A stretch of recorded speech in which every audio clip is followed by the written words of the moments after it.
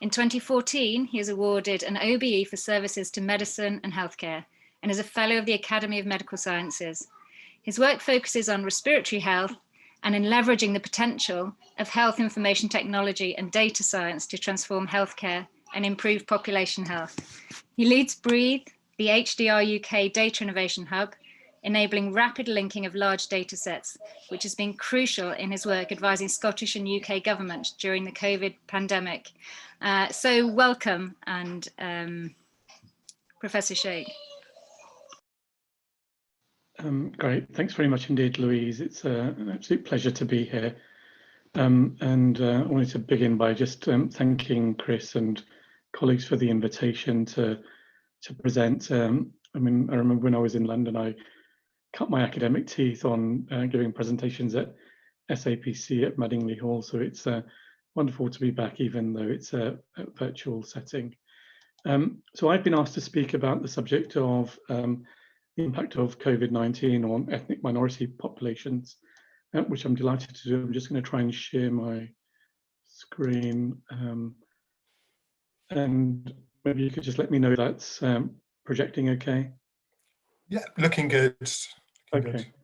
That's great. And thank you, Rupert, for your help as well. So this is, I mean, clearly a really important subject, and one that I think is very close to my heart for all sorts of reasons. The plan is, or just before getting into that, I mean, I do have a number of potential conflicts of interest and a number of funders who I wanted to acknowledge. So just bear this in mind, really, as you're hearing what I've got to say. I want to kick off by providing a bit of context, really, for this discussion. I'll illustrate, I mean, some of the key findings emerging from the epidemiological work. I mean, the work is evolving very, very rapidly, so I'm just going to sort of pick some choice findings. Then think about where we've got to in terms of our trying to understand why minority ethnic communities are not sort of faring particularly well. I want to introduce the 4 harms framework, which is, I mean, currently being used by Scottish Government. I think it's very helpful when we're thinking about the impact of the pandemic and how we might be able to mitigate its effects. And then close by thinking about implications and offering some conclusions. I hope to speak for about 20 to 25 minutes. So I hope there will be plenty of time for questions. But if there isn't, I mean, please feel free to contact me afterwards. More than happy to enter into a discussion with you guys. I wanted just to begin really by reflecting, I mean, what a challenging time this has been, not only, I mean, for the country, but I think also for our primary care community. Unfortunately, many of us lost colleagues, friends, family members, and as this kind of graphic from the front cover of BMJ a few months ago, I mean, illustrates that it is unfortunately sort of minority ethnic communities and the clinicians who have been disproportionately affected. That said, I mean, clearly, I mean, we're all sort of experiencing this at the moment in our own ways. I also wanted to single out, I mean, this colleague who was the GP of my father and mother-in-law, and unfortunately lost his life in Essex as a result of COVID. And so this is, I mean, I think this gets pretty close to home, really, unfortunately for so many of us. In terms of context, I think it really does matter. And so just taking a step back, we're an island community in the UK, so we are sort of, I mean, very, very diverse right from the outset. But I think large numbers of minority ethnic populations started arriving in the 50s, 60s, 70s, and that's a trend that has continued. Those migration initially, at least, followed colonial ties. And as a result, that migration was largely into the port cities. So, for example, my family moved into East London, and I mean, I know that the kind of colleagues I mean, attending today are pretty diverse, and that will be a kind of a story replicated in so many households. So my parents came they both, I mean, were well educated, but qualifications weren't recognized. And so they ended up sort of their initial jobs were packing boxes in factories. Because at the time it was the aftermath of the Second World War, and there was a certain sort of perceived workforce shortage and need, and it really was the kind of manual workforce that was needed. Clearly, we've not lived through a war, but I mean we're kind of, I mean, had a death toll that, I mean, surpasses what happened in World War II from a UK perspective, and we're too going to need to think about how we reconfigure our economy going forward and what that means for migration. But that was the context at the time. And so what you had was, I mean, individuals who were migrating, and they were migrating because they were largely disadvantaged in their own lands, and then they moved into, I mean, continuing disadvantaged journeys. Now, that's not the case for everybody. There are certainly variations on that theme, but that probably was the story for the majority. And that then has had all sorts of implications over the last 50 to 70 years, really, around educational attainment, I mean, issues to do with housing, occupation, socioeconomic standing, and also, I mean, the fact that, I mean, do individuals have representation and voice? And all of these things, I think, are important in a COVID-19 context. So, I mean, I, together with colleagues, and this is a work led by my colleague and Chris's Raj Bhopal, wonderful epidemiologist and public health colleague, and it'll come up later on in my presentation as well. But what Raj has been very interested in is looking at ethnic variations in disease outcomes. So I just dug out one piece of work that we did, I mean, several years ago now. And what we did was we combined, in this case, hospitalization and mortality data with ethnicity data in the census. So this was the first national census linkage anywhere in the world, and what it means that we have then sort of complete coverage of a population. There's virtually sort of no bias in these estimates. And what we were able to do was look at ethnic variations in lower respiratory tract outcomes. I mean, I've highlighted there the significant outcomes. So really looking at this kind of penultimate column where we've adjusted for age, which is important because minority ethnic communities are younger, adjusted for deprivation as best as possible and country of birth. And you see some significant, I mean, differences. So higher rates of hospitalization in a number of minority ethnic communities. It's quite difficult in Scotland to interpret what happened with Black or African communities because numbers are relatively small. And so if you look at the point estimates there, I mean, they give kind of probably the best reading of what's going on, although if you're looking at confidence intervals, we're not reaching significance. What's also quite interesting is that Chinese community is a bit of an outlier. So there isn't sort of one overriding story here, there's variation.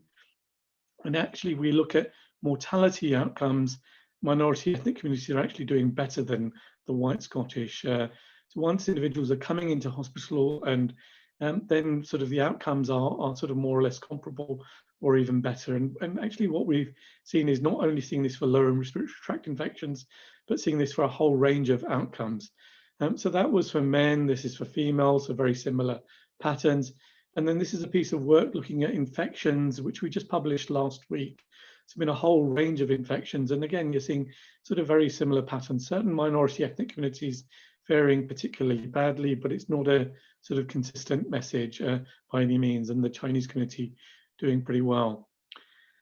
The other thing that, by way of context, I wanted to sort of mention was that this pandemic has evolved in the context of, a major movement that kicked off in the US, triggered by the death of, unfortunate sort of death of George Floyd, but certainly has had ripples earlier on.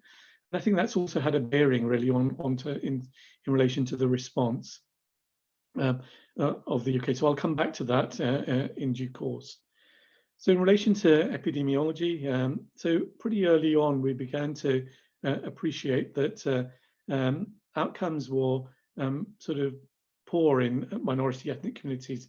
And so this is looking at the risk of death, and these are data for England and Wales, stratified by age. So this is looking at the younger age groups, 9 to 64, and we can see, compared with the reference white group, relatively sort of poor outcomes for the majority of other minority ethnic groups. And this is looking at older age individuals. And part of the reason for doing this is because we know that, I mean, age is such a strong determinant, really, of outcomes in COVID-19. We've learned that. And so this is why sort of ONS was interested in presenting data in these ways. Together with the work led by Julia Hippersley-Cox and colleagues, I mean, across the UK, we were asked by Chris Whitty and colleagues to construct a risk prediction algorithm for COVID, a population-based one, so closer to our patch rather than, and what we did was, using the Q approach that Julia's developed, derived and validated a risk prediction algorithm. This has got a sort of a number of other variables, and so it's a long list of variables that we'll put into this risk equation. But I just wanted to bring out and showcase the ethnic variations that were identified here. So that's in females, risk of death, and what we also see is risk of death in males. And really, these are probably now some of the most robust estimates anywhere in the world in terms of looking at this from a population perspective. And we also then have data on hospitalization risk in these populations. And I mean, probably very familiar, but I mean, anything to the right of that line represents increased risk there. And so, I mean, overall, other than Chinese populations, we're seeing increased risks. There have also been attempts to look at, I mean, this in hospitalized patients. So this is a piece of work led by Callum Semple and colleagues Kenny Bailey, Peter Openshaw, the ISRIC 4C. There's plenty of airtime, but what we found in this risk prediction algorithm was that in individuals who are hospitalized, ethnicity was no longer an independent predictor of poor outcomes. So really kind of replicating what we were seeing some of the previous work that we've done prior to the pandemic. Similar findings in the US beginning to emerge, and that's the main other place where we've got ethnic minority data on COVID outcomes. And this was a leader on this, led by Gwynetta Curry and Roj Bhopal from the Usher, which you may want to have a look at, published in the Lancet, in highlighting these issues. I want to move on because there are plenty of other sort of ethnic minority data on outcomes, but don't really have the time. But the question of why this increased risk, which is, I think, what we're all grappling with. So initially, these data were not available, but I mean, they are now becoming available from REACT-2 and a variety of other population-based studies, looking at the risk of infection. And what we're seeing is higher risk of infection in minority ethnic groups. So that is almost certainly, a driver. And if we think back to, overcrowding, inner cities, densely populated populations, where many of our minority ethnic communities continue to live, that perhaps is no surprise.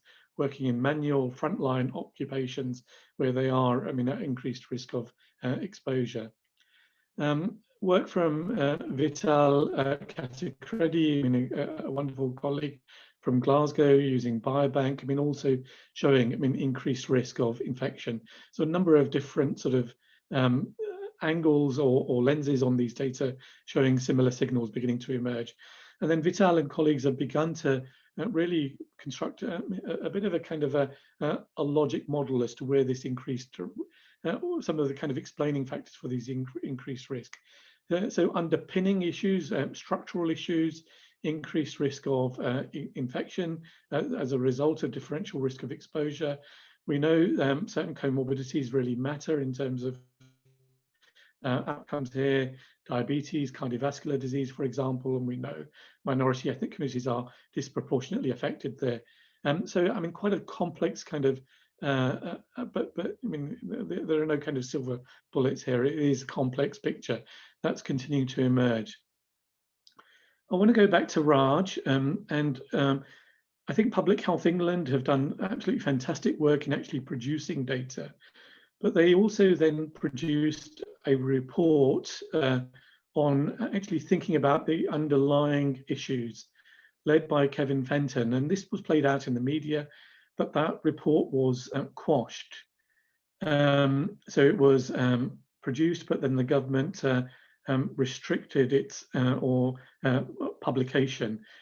And what it seems it was is that there were concerns at the time because there were riots in the US, whether this would also inflame sort of anger that was brewing in the UK, and it would trigger potential riots there. So that, I mean, as a result of lobbying largely led by Raj, that report was published. Kevin Fenton's reports do have a look at that. I mean, I think Kevin's got, done some absolutely fantastic work. But that was quite a difficult time. I mean, I think contributed to some of the distrust that we're now seeing. Distrust doesn't sort of emerge in a vacuum inherently. I think we're trusting individuals. I think what's also complicated is this our concerns around possible sort of treating different communities, I mean, as first-class and second-class citizens.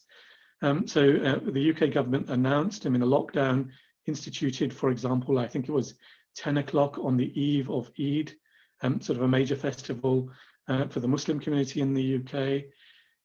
Also, concerns expressed around Diwali, an important festival for the Hindu community. And we've seen, I think a very different approach taken, not necessarily the correct one, really to do with Christmas.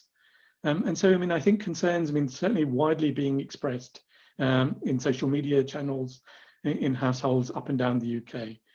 And I think these are difficult truths, but they do need to be said, really.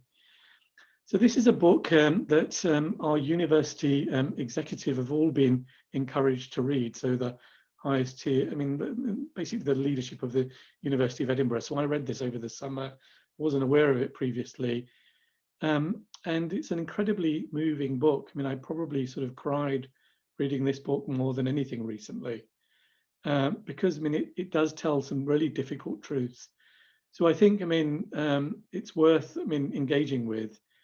I don't sort of completely agree with everything that's said. I do think there is a need for dialogue, discussion, and I think things can change. So one of the things that we've been doing for the Scottish Government is mining social media data on a variety of things. And the latest thing that we're looking at are vaccines. So these are and how those are being perceived. So this is the first attempt anywhere in the world, I think, to bring together mining of Facebook and Twitter data.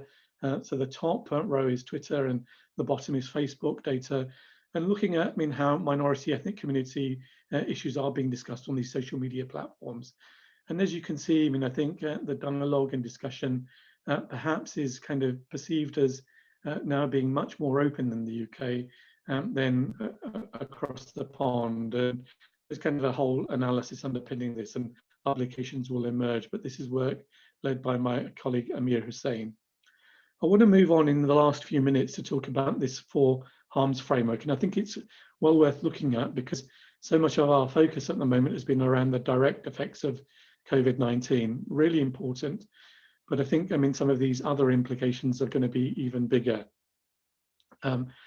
And so, for example, a piece of work that we've been doing in Scotland that we published recently is looking at that second harm as a result of the disruption to health and social care. So this is in relation to A&E data and hospitalisation data. And this is, again, complete population coverage. The kind of disruptive effect being demonstrated as a result through this interrupted time series is probably the biggest disruption that the NHS has ever seen in its history. So absolutely sort of phenomenal impacts, and that will be being replicated across the UK nations. We, for our policymakers, have tried to sort of quantify, and we're continuing to monitor this and feeding this in, just trying to give them a handle on what the impact has been and how to begin to sort of get services up and running again and where the priority needs to lie. But at the moment, we are still struggling because getting these permissions to link data, because our ethnicity data are so poorly recorded in the A&E data sets or the hospital records, we can't look at this from an ethnic paradigm or framework at the moment. So I think if we're looking at these second, third, fourth order harms, we do need to be thinking about how do we get our data sets lined up and thinking about how we factor in ethnicity, because I think it is going to be important. So a few ways forward. Public Health England have produced guidance on this as well. So I think it's worth looking at. But I think one thing that we do need to do is get much better at coding of ethnicity. So even in primary care, we're still having to impute quite a lot, take account of missing data, and we're struggling in this context in Scotland. It's kind of preventing algorithms being used. What we're having to do is kind of work backdoors, work linkages, but some of those linkages, because they are sort of national data sets, I mean, lots of privacy considerations, will take sort of months, if not sometimes years, to work. So I think we do need to get so much better at that. Where there are tools now available, I mean, I think we need to encourage their use. These are evidence-based tools, and I've kind of illustrated a few of those, but those are others. And I think ongoing, we do need much more meaningful dialogue and discussion. Discussion and dialogue needs to be sort of bottom up as well.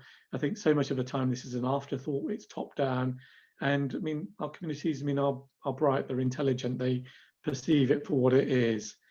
And in the longer term, I mean, these structural inequalities, they've been here, I mean, for generations now.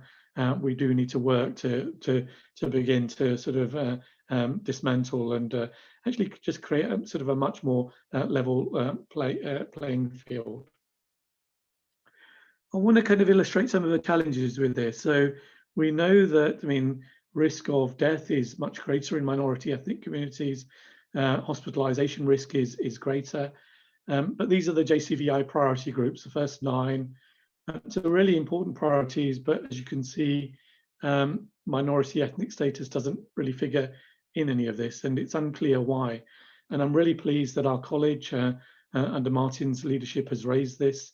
I'm not sure that, I mean, I've not seen a response to this sort of open letter that went to Matt Hancock, but I think we do need to be making the point, because I mean, what's the point otherwise of developing these instruments and tools, people contributing to all of this work, and if these things are not being used? So I think that discussion, that dialogue, that advocacy work really needs to continue.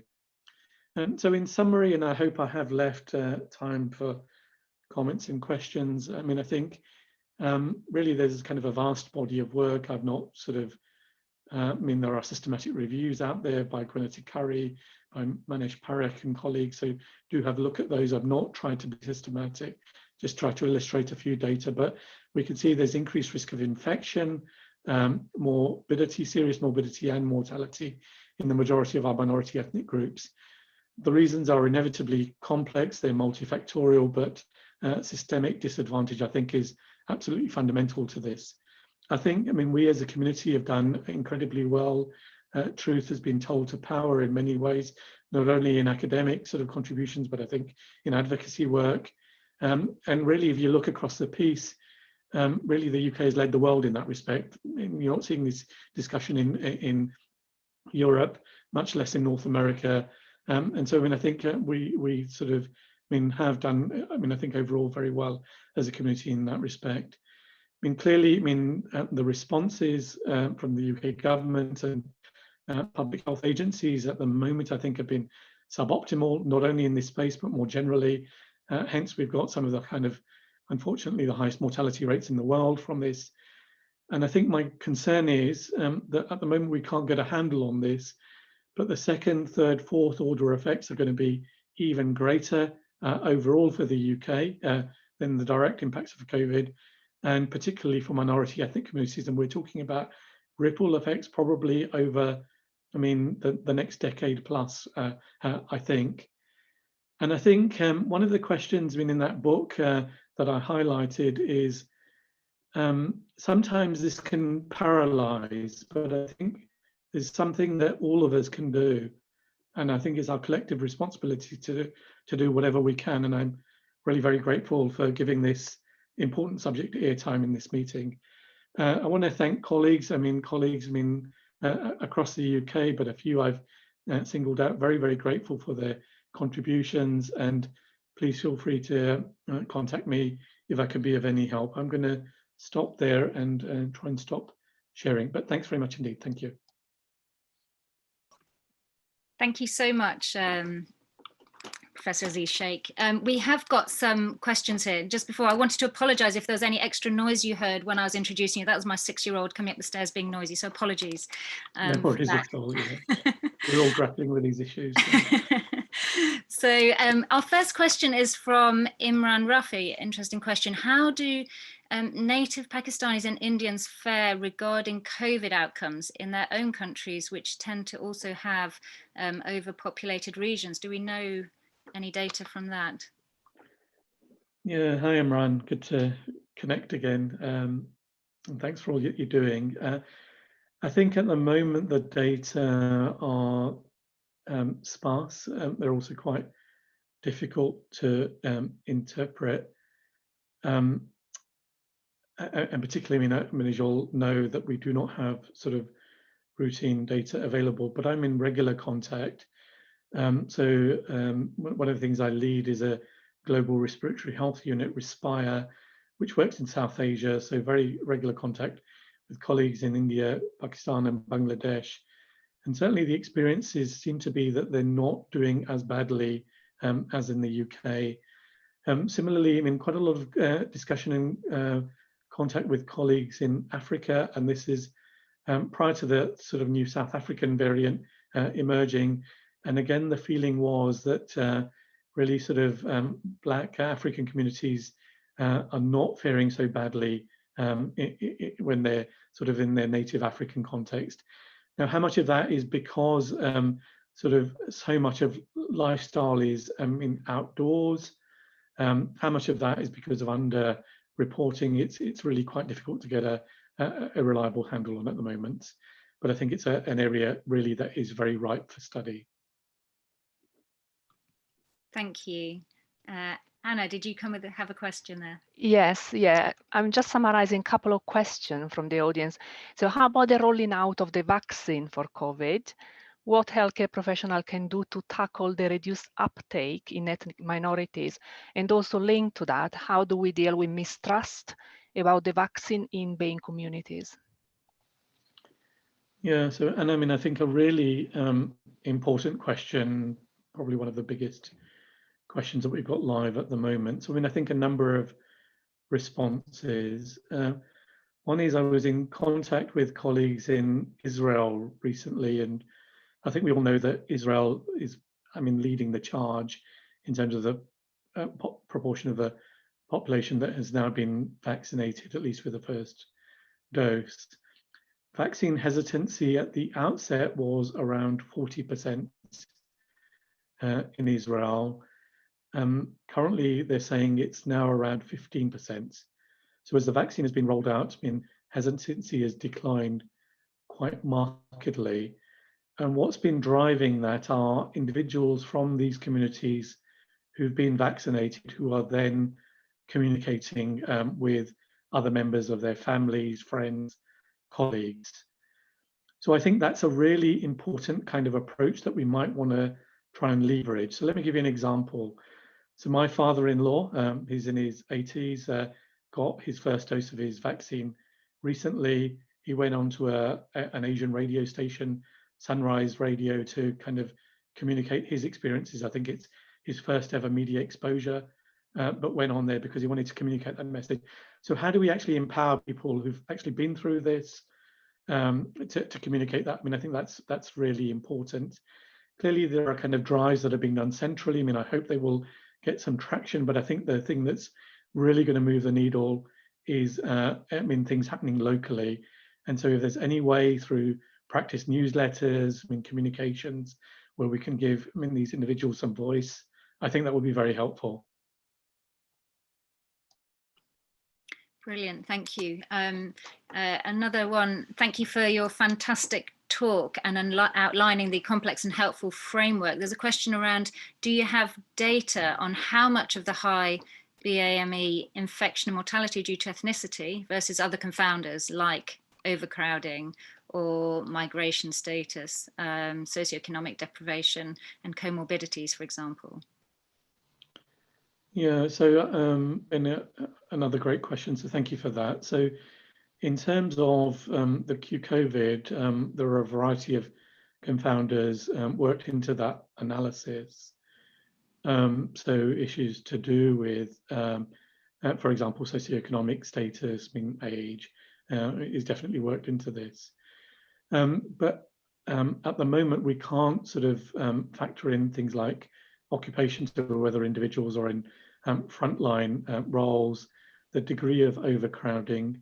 But what we are doing is, because Chris and the other CMOs have asked us to keep this as a living algorithm, are trying to work in other data feeds. So this will be updated in February, and I think for England at least we'll have worked occupation into this. So I think this is, evolving, but at the moment, irrespective of adjusting for these factors, ethnicity still seems to be an independent risk factor, and certainly comorbidities and a whole range of these are factored into this. So there's still factors that we can't explain. At some point, there will become a time when we can explain sort of most of this, but still a bit of a way to go, unfortunately. Thank you.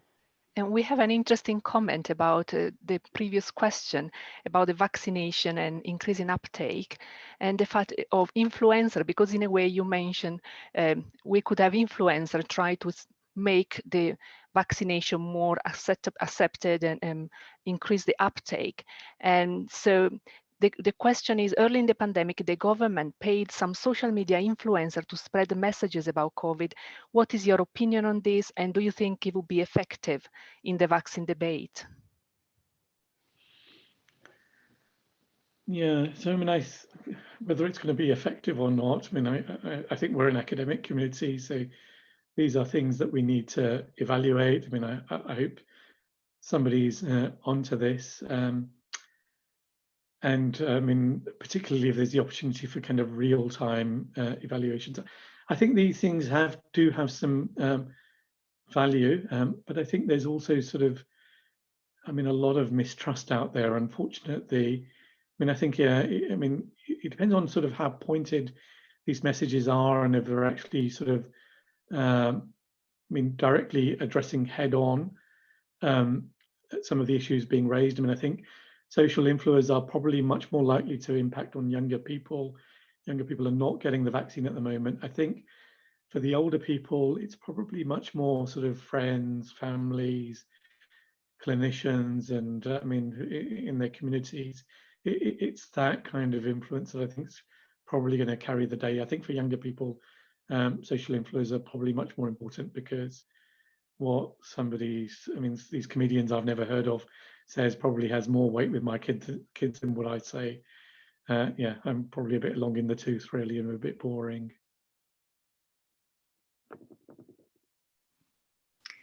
Thank you. And we did have another question. And you mentioned about the book that you read by Rennie Edo-Lodge, and talked about dialogue and discussion, but someone put in the questions, how might we tackle structural racism as healthcare professionals? It's a big question. Yeah, no, I think it's a massive one. And I think certainly across the university, we are thinking about this with the Breathe Hub that Chris is also part of, that was mentioned at the outset. We are just in the process of interviewing for our Black internship scheme. So, I think that, Louise, there's no sort of simple answers here, but I think part of it is, what is it that we have in our gift as individuals that we can do? What is it that we can do in terms of the kind of patient groups in our GP practices? How can we give a leg up to emerging academics? How can we give them airtime? How can we develop inclusive approaches to authorship so these individuals are being accredited in some way? Recognizing that we're not all coming from the same place, really. And I think that extends not only to sort of minority ethnic communities, but there are individuals who are kind of in double or triple jeopardy. So we know sort of the impact of COVID is being disproportionately felt by our female academics. There are individuals who will also have contending with a number of disabilities or other considerations. And so I think it's the key message I took from Rennie's is that it's not going to be one sort of simple answer at all. It never can be. And the thing that we need to ask ourselves is, what is it in our gift? What is it that we can do? And are we playing our part? Thank you.